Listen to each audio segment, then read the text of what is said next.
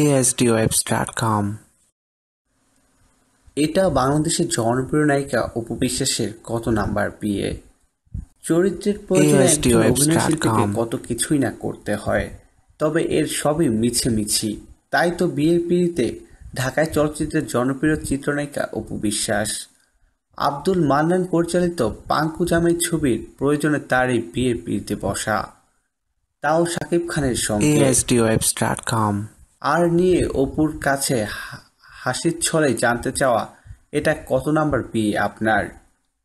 বাংলাদেশের জনপ্রিয় নায়িকা অপু বিশ্বাসও মজা করেই বলেন, পাঙ্কু জামাই শিরোনামের চলচ্চিত্রে আমার সাথে বাংলাদেশের জনপ্রিয় কিং খান খ্যাত নায়ক শাকিব খানের একটি বিয়ের দৃশ্য আছে, আর এটি নিয়ে শাকিবের সাথে আমার অর্ধশতবারেরও চেয়ে বেশি বিয়ে হয়ে গিয়েছে, তবে ঠিক কতবার তা মনে নেই।